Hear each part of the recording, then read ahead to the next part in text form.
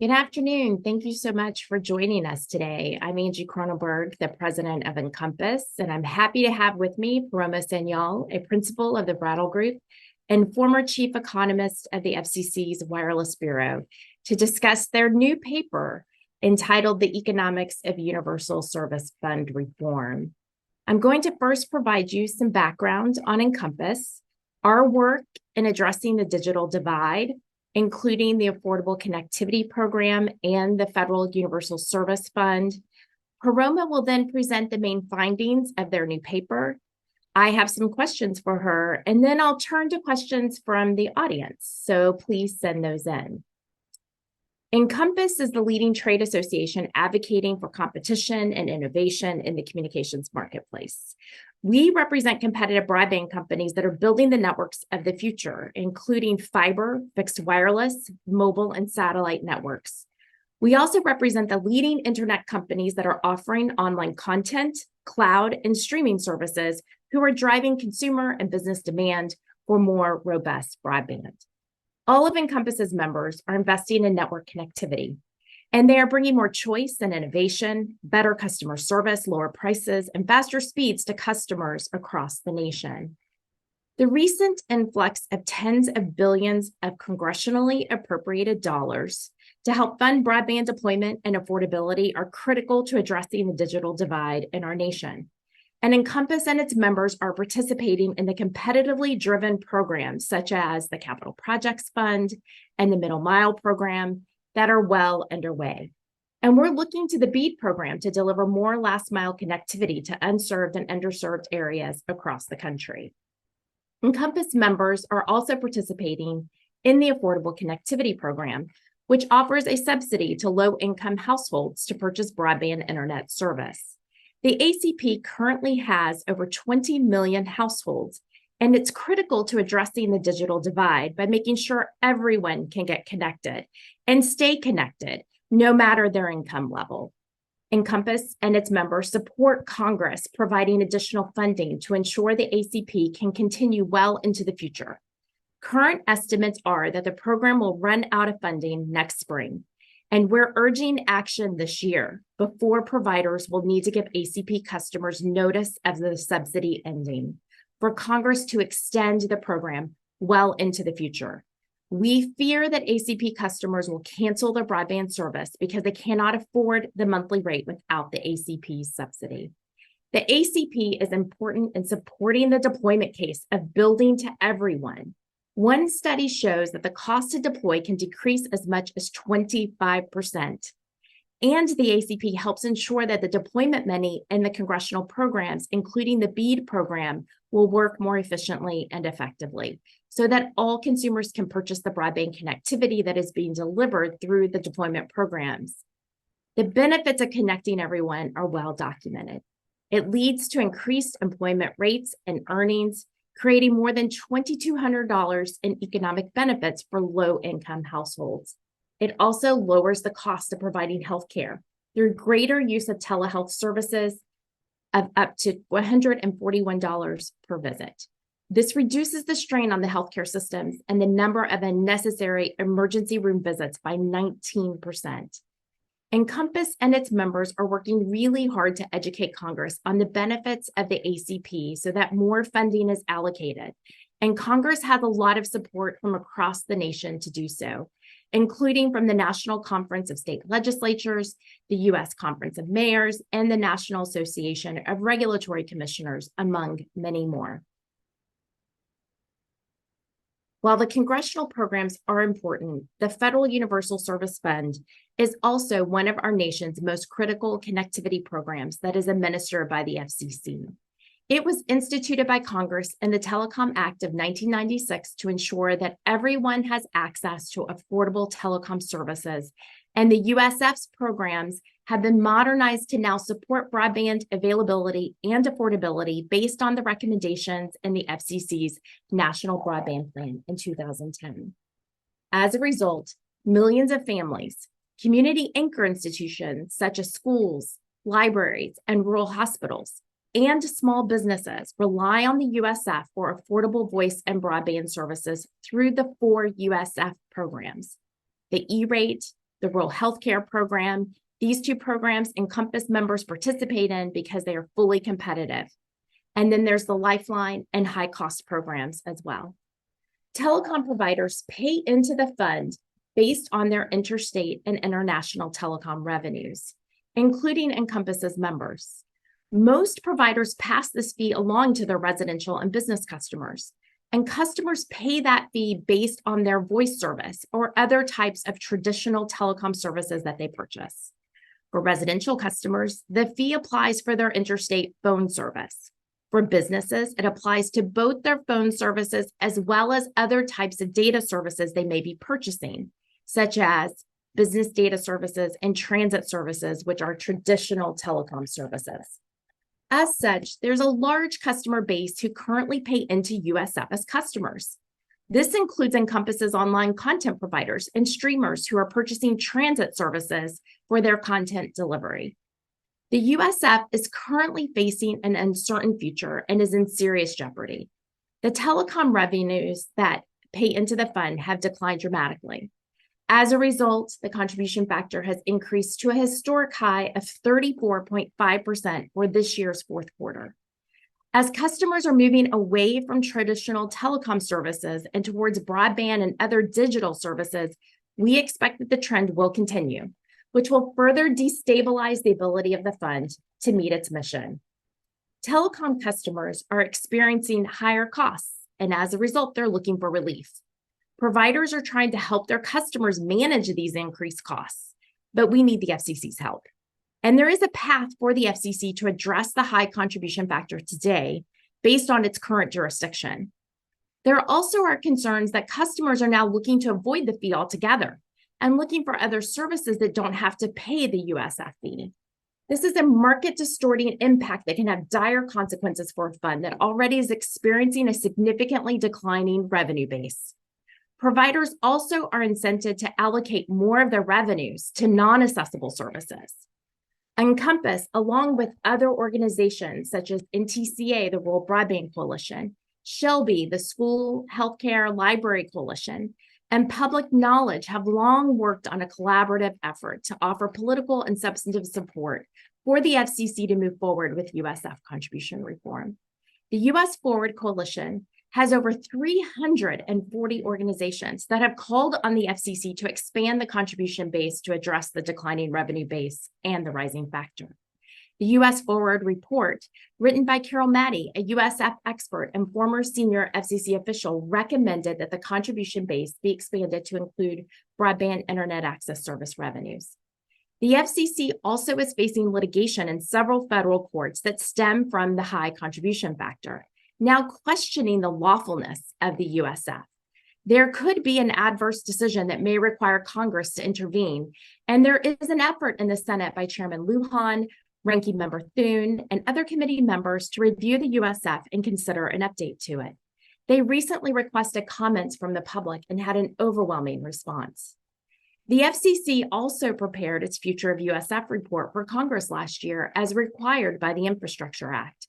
Given the amount of support Congress has provided for connectivity, it asked the FCC to consider where the USF may need to be modified to take into account all the congressional funding that's been allocated to the digital divide. In its Future of USF report, the FCC indicated that they were looking for Congress to provide it guidance on USF contribution reform, in addition to their plan to look at each USF program to find deficiencies. The three most discussed options in the FCC's record were expand the revenue base to include broadband internet access service revenues, expand those who contribute directly into USF by including tech companies or edge providers that the FCC has no jurisdiction over, or move it to a system that is supported by Congress through appropriations. Believe it or not, we've distilled this all down into a 3-minute video that will play for you right now.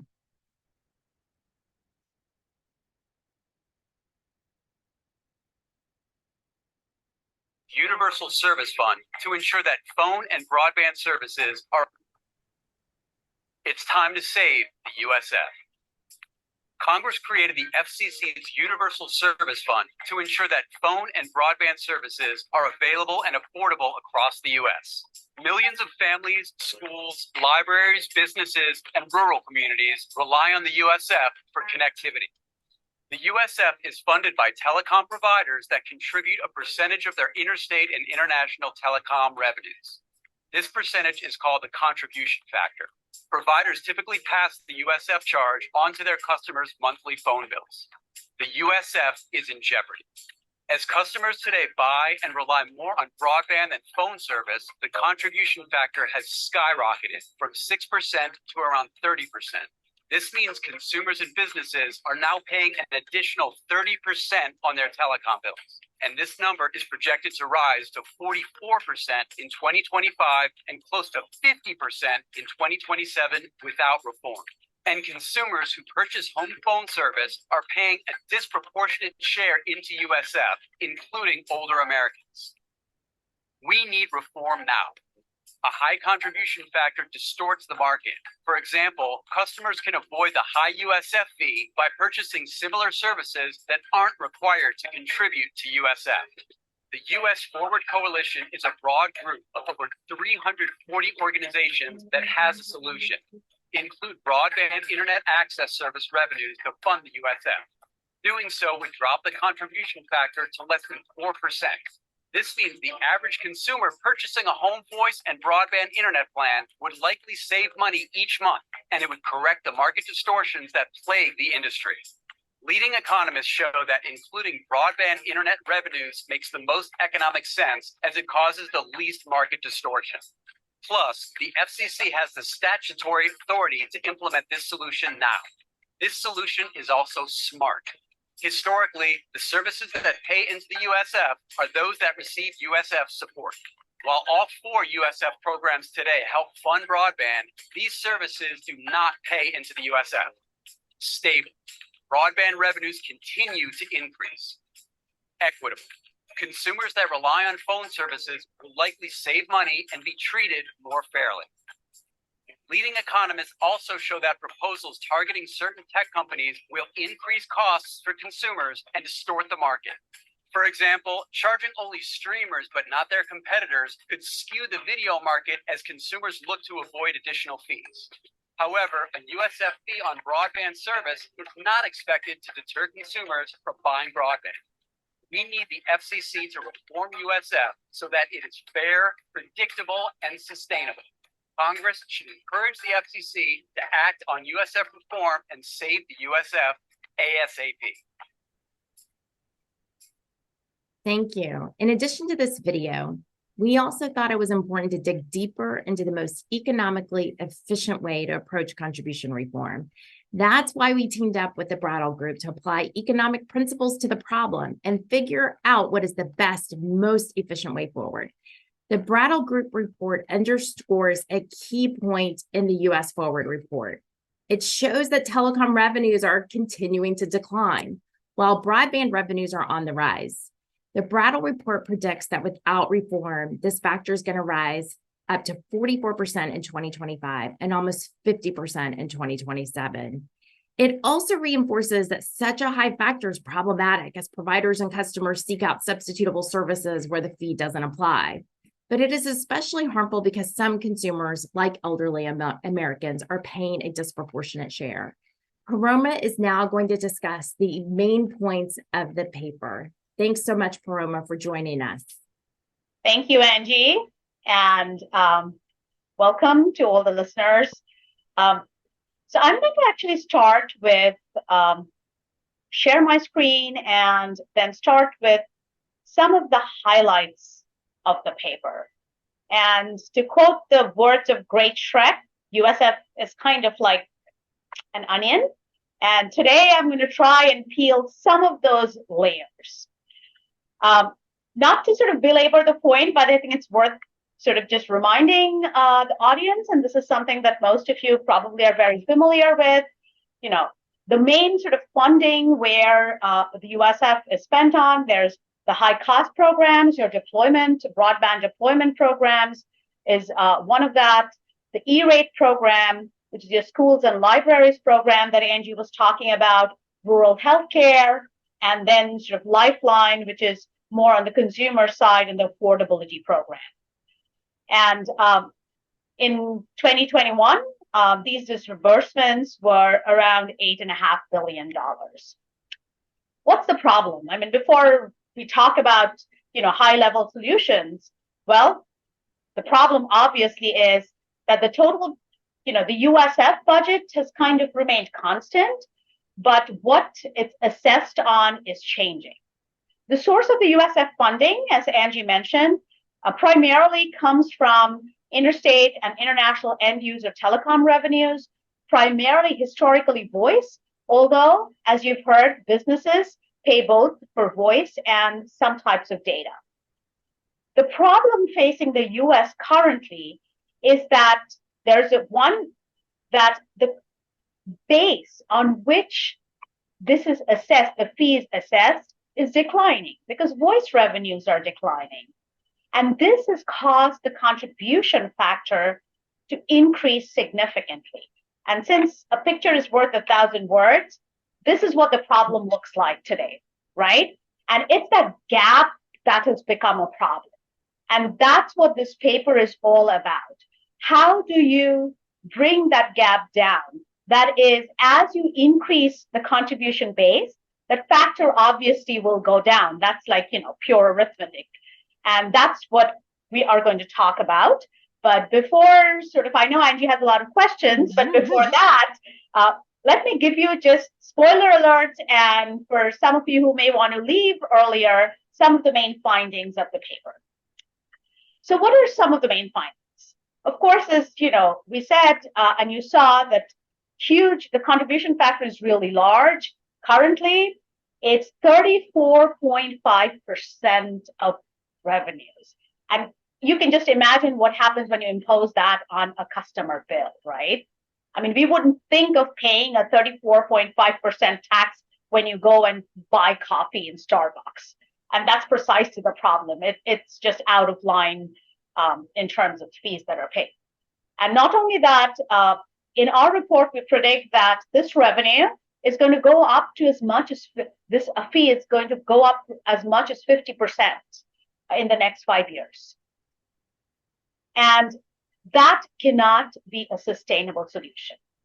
So to do that, we look at some of the economically defensible strategies for reforming this. And the three key principles that we will talk about today are things like, what is the least distortionary way of tackling this problem? We find that given the solution that we are proposing, the contribution factor can come down from a very high level of 34.5% to less than 4%. And also that consumers are likely not to face a very significant price increase from their bills. In fact, depending on the types of services they consume, their bills will actually come down. Okay, thank you, Paroma, for that overview. So I know we have a very diverse audience with different levels of knowledge about what the USF is, what its history is, exactly how it's funding, and the really big issues that it's facing today. Describe to us, in your review of the USF, how you are assessing it and what those big issues are that it faces in order for it to be sustainable and continue. Sanjay. So I think with that, let's begin with some of the implications. We've heard what the problem is, and Angie alluded to some of the implications of this problem of having a very high contribution factor. Well, first, something that's obvious is, of course, it's burdensome to residential customers to pay this very high fee for their voice services. But there are other distortions that might not immediately come to mind, and those are on behavior of various firms, right? If you are a firm that's providing voice telecommunication service, you might be actually tempted to shift away from traditional voice services. And this could potentially actually result in a decline of availability. Now, remember, the reason USF was started for universal connectivity. And this high contribution factor might actually undermine the very basis for why USF was started. And that cannot be sort of the right sort of frame to see this in. So obviously there needs to be a solution. The other type of distortion, and this is something that we see sort of in the mobile context, is the reclassification. Since the revenues, the fees are imposed on voice revenues, telecommunication providers might reclassify their services from voice to data. That also is a distortion in the market. The last thing to keep in mind as we go through it is ultimately USF was built for connecting all customers, particularly the underserved customers in the rural areas. And at the rate of sort of the high contribution factor, affordability is becoming a concern. And therefore, something needs to be done so that the voice remains affordable. And what I'm going to talk about for the next slide is how to achieve this. Great. Yeah, please, if you were starting, how to go about reforming USF, what are the basic economic principles that you'd be using to set up the USF in a way that ensures it's not market distorting and that it is sustainable for the future? Yes. So now that's a big question, Angie. Well, but we knew that you could tackle it really well, Paroma. So please, and you've done such a great job. So please take us through it. And for all those in the room with a lot more experience in this than I come at it mainly from an economist point of view. And as we all know, again, layers. There is a lot of other sort of policy things that are involved in USF. But today, what I'll be focusing on is sort of the economics of it, and from a pure economic efficiency perspective, what are the principles that should guide us when we are thinking of reforming what we have today? The first thing that I would focus on is thinking about historically why the USF was set up. Why did we need to subsidize voice? What was it tackling? Was there a market failure that we were correcting? And then sort of focus on the fact that where is the market failure today? And if there was one particular type of market failure that was being corrected by imposing a fee on voice revenues, should that change, given that the market failure may have changed today? The second thing that I want to focus on is talking about the base. Remember the picture sort of I showed you, that the voice revenues are declining precipitously? What can we do to increase the base? Because as you'll see when I talk about it, and this is pretty obvious, right? That a broad and stable base is a much better way to assess a fee than on a base that's declining. And the third principle that we are going to talk about is we should be imposing a fee. Think about this as kind of a tax in the least distortionary manner possible. Regulators and government should not impose something that changes the consumption pattern of consumers or distorts a market. And for each of those, I'm going to sort of talk about why imposing this fee on broadband, that the bias providers, like the broadband internet access services, is the right way to go and fulfills all these three principles. So, delving on, what is the market failure that USF was trying to solve? Remember, when you connect two people, and that time through telephone, you were not just benefiting those two people who were being connected, but you were generating what economists call positive externalities. You were generating something more than their private utility. And what we know from a lot of our Econ 101 is if there's a service with positive externality, the government should subsidize that service, because then there is more uptake, and then that's how you increase sort of the generation of those externalities. If you just leave it to the private market, you will not fully internalize those externalities. And that's why USF was set up, because you wanted everybody to be connected by telecom technology, and at that time it was voice. Let's look at where the externality is today. think about broadband. And the moment we think about broadband, we can think of a lot of externalities, right? Education, healthcare, jobs increase. Those are all externalities that are being brought about by broadband connectivity. So the nature, and when I talk about market failure, it's not in a negative context. It's just talking about the fact that the private decisions are not taking into account the broader efficiencies and the broader good that broadband does, right? So in that context, since the externalities have moved from voice to broadband, applying the same USF principles, it is broadband that should be contributing to the base and not just voice services. So in terms of thinking about the regulatory construct, imposing the USF fee and bringing broadband into the fold is very much in line with the regulatory constructs. And as you can sort of see, voice is a very tiny part of telecom revenues currently. It's 10% or less, but bears the most burden of this USF contribution. Whereas, sorry, I meant voice. So whereas broadband is over 90% currently and does not bear any of the USF contribution. Whereas most of the USF dollars, like 60% of the USF fund, is actually spent on broadband deployment. So as you can see, there's something broken there, right?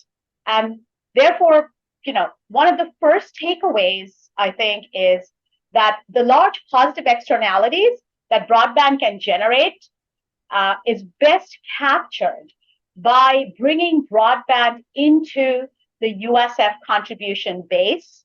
And that is very much in line with what has happened in history with voice. Second principle, as we talked about, is that subsidies or taxes should be funded from a broad and non-distortionary revenue base. This is quite obvious, right?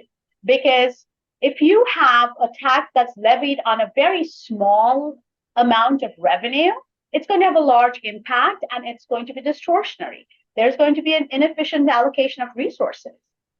And if we think about sort of what the FCC is trying to achieve with this, it should be competitively neutral, it should avoid distorting how carriers make their choices. Broadband actually fits the bill in terms of which service should be brought into the contribution base. As you look at the evolution of broadband, right, in around 2000, only less than half the US population subscribed to broadband. Today, it's much more than 90%. And therefore, including broadband in the contribution base will solve a lot of the problems of this declining base because it's a stable base. It doesn't, it's only going to increase in the near future. And therefore, the contribution factor will come down significantly. And as a reminder, which I sort of talked about early on, if you do include broadband revenues into the base, the factor is estimated at less than 4%. And one thing to note here is there has been some amount of talk about what it does when you introduce broadband and its effect on sort of lower income customers. One thing to remember is the FCC has other tools at its disposal. So if broadband is brought into the contribution base and the FCC finds that, well, it wants to do something more for lower income customers and they don't want them sort of to pay some of these fees, they can always exempt them. And they've done it historically for Lifeline customers. So we should not conflate the two things about the composition of who pays into it and how it affects sort of, the lower income or maybe the rural customers versus broadly in terms of economic efficiency, which is the best way to impose this fee, and that's least distortionary. Third principle, that anytime we raise money through a tax or a fee, it should really be on a good or service that is inelastic in demand, or that the revenue base is inelastic. So what do we mean? So this is a very simple concept of how you react to price changes. How sensitive are you to price changes? So if you're not that sensitive to price changes, it means even if there is a tax or fee imposed on that good, your consumption pattern is not going to be distorted. You're not suddenly going to move away and consume something else or consume less of it. Now, consuming less broadband is not exactly a good thing, right? So therefore, since we know that broadband demand is inelastic, and there's a recent study that documents how insensitive broadband demand is to price changes, this would be a good service to impose this fee on, because consumers will not distort their choices when this fee is imposed. Therefore, it's going to be the reaction in the market or reaction in consumption pattern is going to be less dramatic. And that makes sense, right? Because we are trying to encourage more consumption. We are trying to encourage the generation of these externalities. And therefore, imposing this fee on bias makes a whole lot of sense in terms of economics, and primarily because it will generate minimal distortion.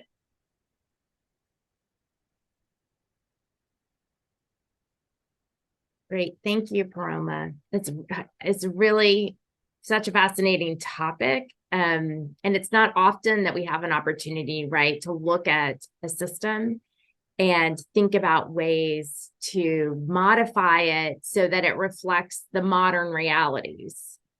Why don't you spend just a little bit of time talking to us of why it is the case that, the Brattle paper shows that assessing bias revenues in addition to telecom revenues is the better choice as compared to some of the other things that folks have mentioned, such as let's move this to an appropriations, which is a very wide base, or let's look at bringing in additional providers who can be added to their revenues could be added to the base.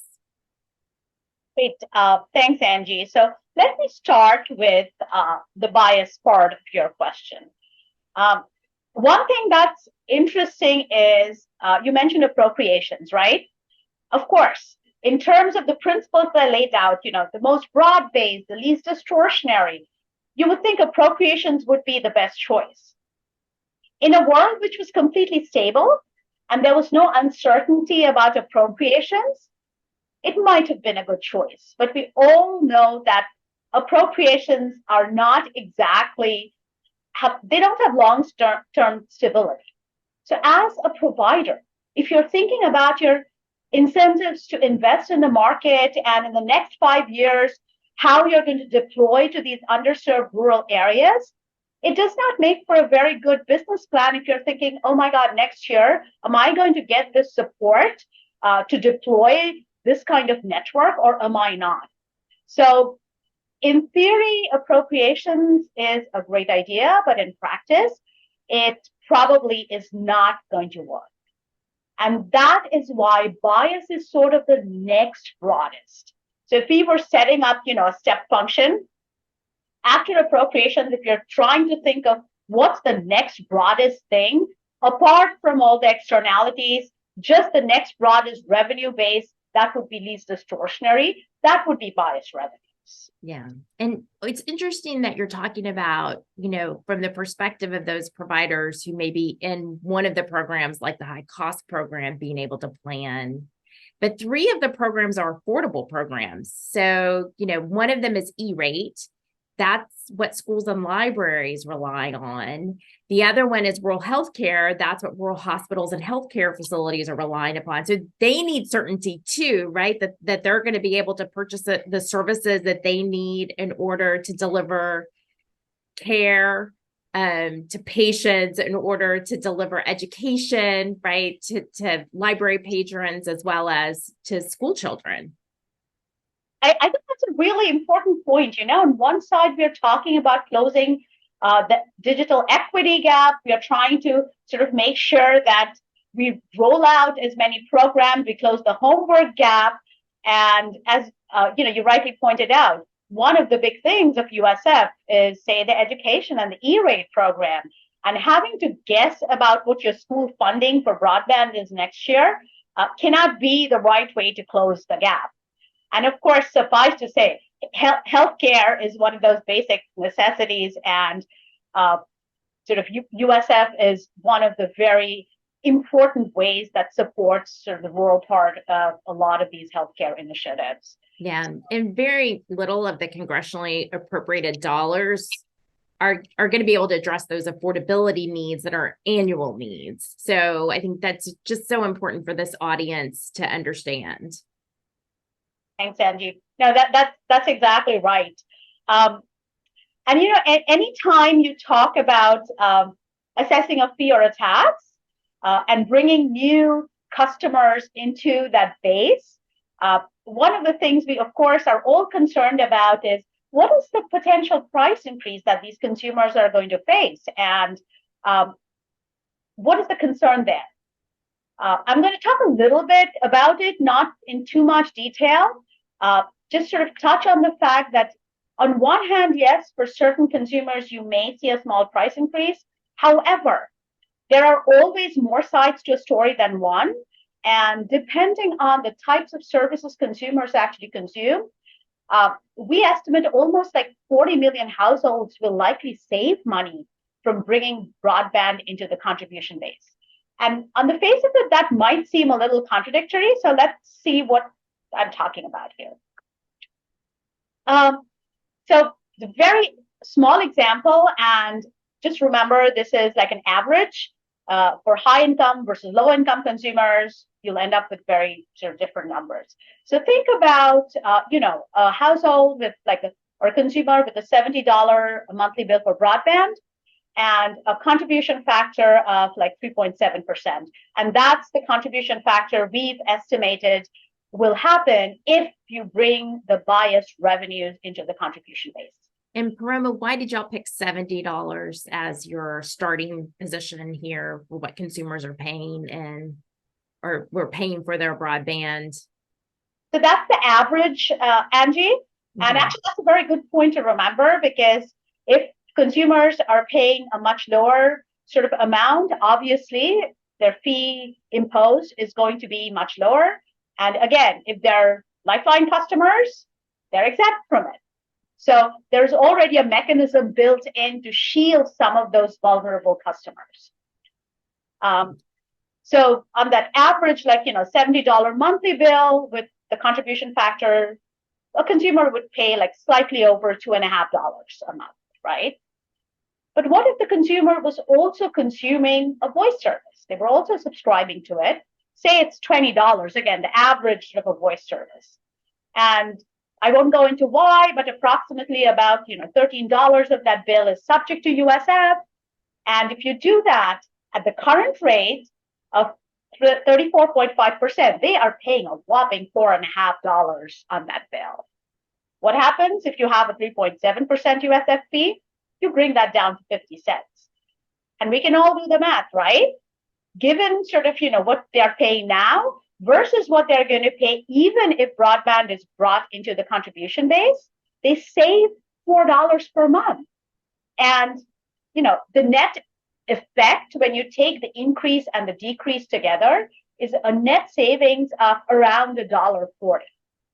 And, this savings you'll see, can be greater depending on, how much you're paying for your voice services, or, for the lower income consumers, it's going to be sort of they pay a very small amount. And also the FCC, as I said, has other regulatory tools to shield those customers. Even for ACP customers, if the argument is, oh, if you bring broadband into the fold, all these customers who are lower income now enrolled to ACP will have to pay higher. Not necessarily true. The FCC does have tools so that they're shielded. So the price impact, Angie, is not going to be the huge sort of elephant in the room that people are talking about. A lot of consumers are actually going to save money under the scheme. Well, and that does seem to be one of the issues that the FCC had in their Future of USF report. They're concerned about what it means, price impact. And I think it's important that you're noting the price impact on the traditional telecom services, which also is going to address the potential for market distortion that's happening right now, too. Exactly. And it's worth noting that you'll see the same effect in mobile when you include sort of broadband. So it's across the board. And therefore, I think one needs to sort of see this in a holistic manner and not just see one part where the fee is assessed, but what's happening to all those other parts and consumers who are now sort of unfairly paying and a huge burden and paying a fee. Okay, so this has been great, but there is another elephant in the room, and that is, there have been a number of parties who've been talking about expanding the base even further beyond traditional telecom and broadband providers who are the ones that get the benefits directly from the USF, right? And saying, the FCC, Congress should consider expanding the base even further beyond those providers to look at online content, tech companies, what sometimes the FCC refers to as edge providers that they don't currently have jurisdiction over. So that would require an act of Congress. I know y'all looked at this aspect of it too. So walk us through your findings about why it is that that is not the appropriate way to be thinking about and doing USF reform. Thanks, Angie. So that's sort of the other part of the story, right? There are alternative proposals, and we have taken a fairly close look at them. And sort of proposals kind of fall into, I would say, two kinds of categories. One is some of them justify, bringing in sort of arbitrary sort of edge providers and entities, and video streaming, digital advertising, cloud services, what have you. And then there's also, proposals that talk about why sort of the inclusion of edge providers will internalize sort of the externality, kind of borrowing sort of the narrative from US that I talked about, and then applying it to edge providers. So without going into too much detail, I'm going to hit on some of the highlights of what we found. When we looked at these, there were three strands of arguments that these sort of papers seem to make. One is, the almost naive belief that if you increase the fees or impose a fee on these edge providers or other providers, consumers are somehow shielded from any kind of price increase. Now, remember, there are no free lunches. It could be a more or less price or whatever price increase, depending on demand elasticities. However, there will be some price effect when you impose this fee on some kind of new downstream entity. And therefore, it is incorrect to say that price increases will happen only when you impose it on biased revenues, but not anywhere else. That's the first thing to keep in mind. The second sort of big thing to keep in mind is that there's an argument that has been made that, when these fees are levied on these edge providers, this will likely improve some market efficiency and align sort of the incentives without causing market distortions. But neither of this, in our investigation, we found was quite true. We talked a little bit about the price increase. And the second part is talking about this distortionary effect, right? First is, if you look at what has happened to sort of the revenues of the edge providers, yes, there's been a boom in the revenues. But remember, one of the tenets that we talked about was it has to be sort of a stable, broad and stable base. So let's think about which is broader first. Is it the revenues from the edge providers or your streamers, or is it the biased providers who are on the basis of providing all this infrastructure? It is necessary to have that broadband connection. If you're, if you're streaming something from YouTube, but as a broadband provider, it is not necessary for you to have a streaming connection. So the broadband is your largest base, broadest base that you can impose the USFP on. That's going to be least distortionary. And the sort of lastly, we're talking about going back to the externalities.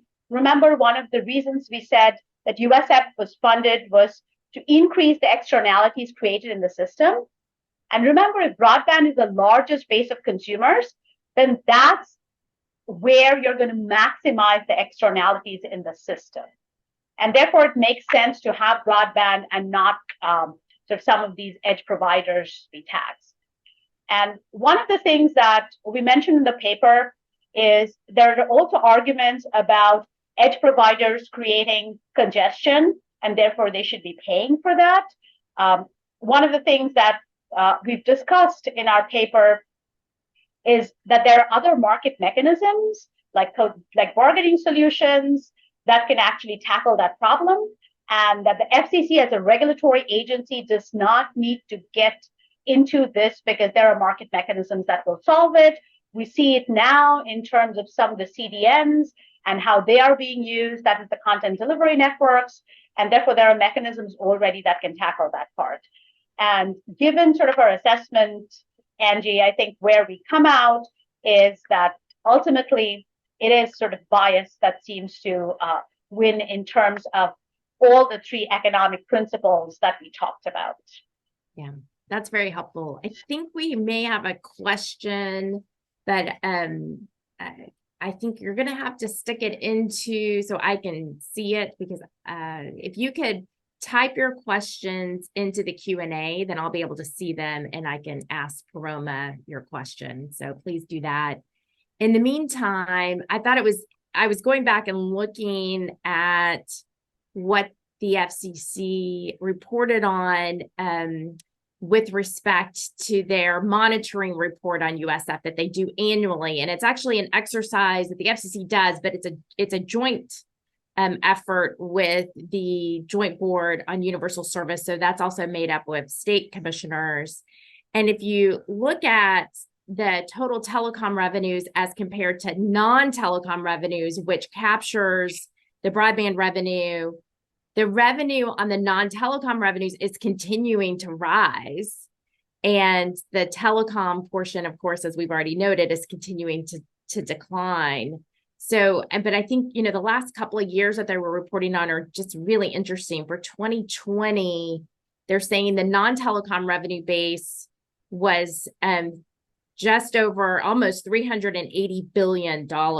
And then the next year, 2021, it's over $422 billion. So a really significant increase, which I guess really shouldn't surprise any of us, right? Because we know how important broadband is, right? And so we're seeing a significant increase of revenue over time. And is there any reason to think that could decline, Paroma? Because yesterday, someone was arguing with me about this, like, oh, broadband revenues are not stable and they could decline.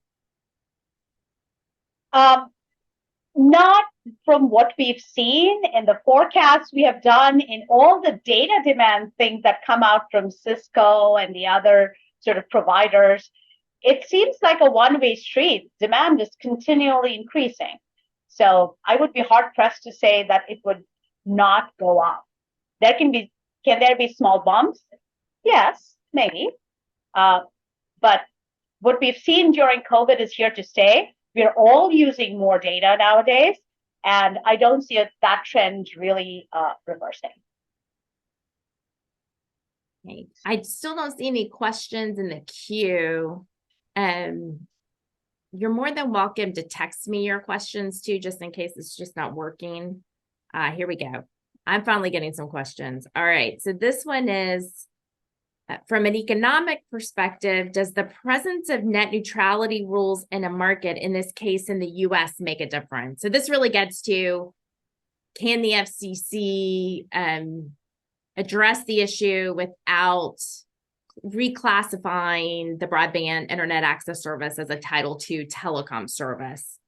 And Paroma is an economist, so I'm not going to put you on the spot on that, Paroma, but I will answer it. So the statute is Section 254 of the Communications Act that set forth the Universal Service Program, as well as the contribution system under Section 254D, the Commission does have discretion to also include providers of telecommunications into the revenue base.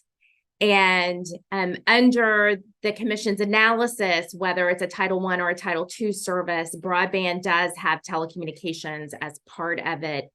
And so the providers of broadband can be brought in without there having to be a classification.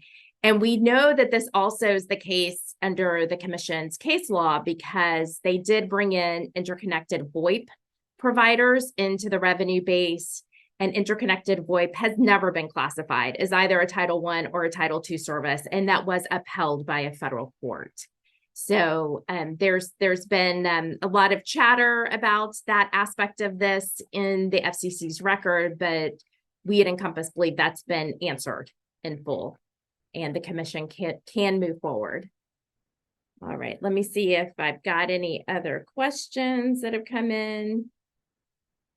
Okay. So far, no. So, Paroma, would you like to go through the conclusions and give people a chance to maybe put some more questions into the chat? Sure. Can you see my screen? Yes, I can. Just to sort of reiterate, right? What the paper talks about and what we've talked about today, both Angie and I have, the first thing is, what is the problem? The problem is the contribution factor has skyrocketed and it's predicted to go as high as 50% in the next 5 years. And that is happening because primarily it's telecom voice revenues that are paying into this base. These are declining. Whereas the general distribution of funds has remained stable. That's created this gap between the two. And therefore, the current USF contribution base is narrow and is distortionary because only voice pays for it. The three economic principles outlined in the Brattle paper first talks about internalizing any positive externalities. That is, broadband causes a lot of good positive externalities. And according to USF principles, this is a service that should be subsidized and, is being subsidized in terms of deployment and other affordability sort of things. And therefore, this is the service that should be included in the contribution base, going back to the historical regulatory compact that, is said there in the USF rules. Second economic principle, we talked about a broad and non-distortionary base on which to levy this fee on, and talked about why broadband was the best candidate for doing this and why there would be least distortion if it was imposed on broadband. The third related point that we talked about was picking sort of a service that was not very price sensitive, and this is also the distortion point, that this is not going to cause distortion into a consumer's choice of how much broadband or how much of that service the person consumes. And in terms of that, broadband has an inelastic demand and therefore fits the bill of making it non-distortionary when a fee is imposed on it. And a very important headline point from all this is this. I know there are very few cases in which situations are like win-win. This seems to be one of those that tends towards a kind of win-win situation. Prices, while it might increase on a certain segment of consumers, but on a large segment of consumers, bringing in broadband into the base might actually decrease the prices that they pay. And along with that, the FCC has other regulatory tools to shield the low income and more vulnerable population from any small perceived price increase that this might have. And therefore, from all the three economic tenets we have laid out in terms of internalizing the externalities properly, broadening the base, and making it least distortionary, the bias revenues seem to fit the bill here, Angie. Great. Thank you, Paroma. And we do have one final question, which I think is a good question to answer. And that is, do you anticipate that expanding the base to include bias will shift the burden more onto residential customers as compared to business customers? You seem to be suggesting earlier that we didn't expect that that would happen. Could you explain why that is? Because there are some who believe that we'll see a shift to residential customers, carrying the weight of USF proportionate to businesses. So explain your perspective there, Paroma. Yeah, I do think that's an excellent question. And that is something I probably should have touched on earlier when talking about the price changes. Very simply, businesses pay a lot more in terms of their broadband connectivity than consumers do. And therefore, thinking about who is going to pay sort of more into this, it is not really going to be the consumers. The businesses will bear a significant portion of this in terms of paying into sort of the contribution base. And the other important thing to mention is, remember, we talked a little bit about how businesses still pay a little bit here and into the USF base in terms of the BDS services. And in the current context, they might actually try moving away from those into the bias services because they are not taxed. Therefore, that might even exacerbate the current situation and have consumers pay even more. However, if broadband was taxed, that distortion and that incentive would go away. And therefore, it would be less distortionary for consumers as well. Yeah, that's all very helpful. And I do think that the paper that you presented gives us a lot more to think about and consider. I think next steps for Encompass, in addition to educating the public about this new paper, but it's educating the policymakers. And so if that is something that you want to join Encompass with, please, feel free to reach out to me or to my colleagues, Lindsay Stern or Caroline Olson. We stand ready to work with you on these issues. It is really incredibly important that we have a sustainable USF for the future, because we all know that the congressionally appropriated dollars, as great as they are, they don't address many of the ongoing annual needs for affordable services that our entire economy really rests on, right? So thank you, Paroma, for joining us. It's been really great. We look forward to continuing to work with you. And thank you to our entire audience for joining us today. Take care.